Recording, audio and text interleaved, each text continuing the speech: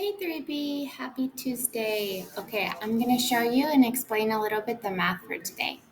So, yesterday you should have made your multiplication chart or the table and filled in the ones, twos, fives, and tens. Today I'm going to show you a couple strategies you can use to fill in the other parts of the table. So, using what you already have on your table, we're going to start by using the twos and the fives. So we've already practiced like breaking apart arrays and then adding them back together to make a bigger multiplication problem. So we're going to use what we've done before to fill in our multiplication chart. So using what you have in the row with 3, so everything that's multiplying by 3, if, for example, you wanted to find out what 3 times 7 is, you could use what you already know. So you already filled out 2 times 3 and 5 times 3, right?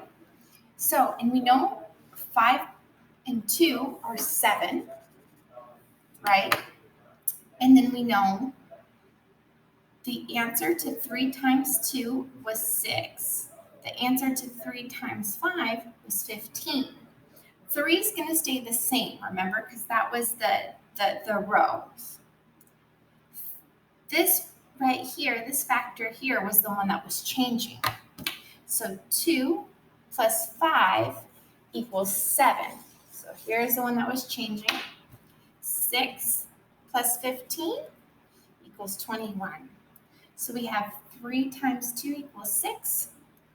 3 times 5 equals 15. And then we have 3 times 7 equals 21. And those are the ones we added up. 2 plus 5, 7. 6 plus 15 equals 21. You can use this strategy to fill in your multiplication table later. Now, I'm going to show you some different strategies for something like the 4s and the 8s. So yesterday, you should have filled in, let me skip this back a little bit. There we go. Okay, you should have filled in your 2s. So you should have 2 times 2 is 4, 2 times 3 is 6, 2 times 4 is 8.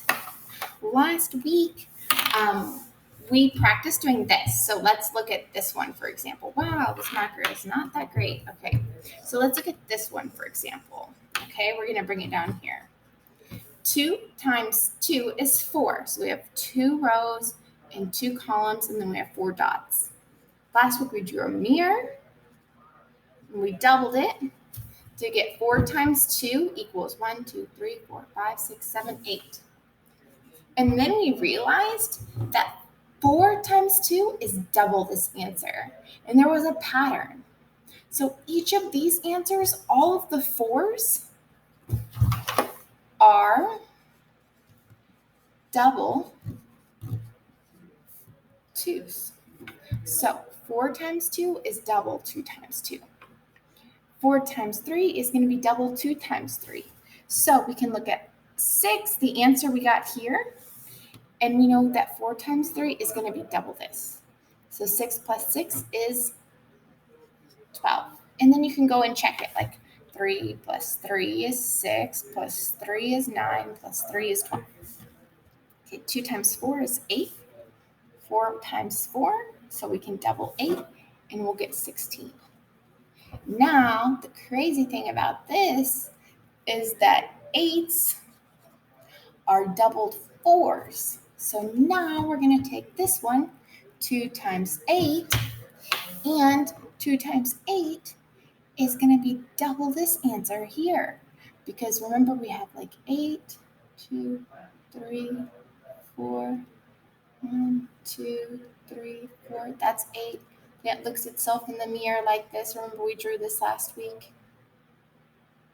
And then this is going to be this one here. So double 8 is going to be 16. Okay, now we're going to do the same thing to 12. We can just double it and we'll find our answer here. So I can do that in my head. I'll get 24. We're going to double this one over here.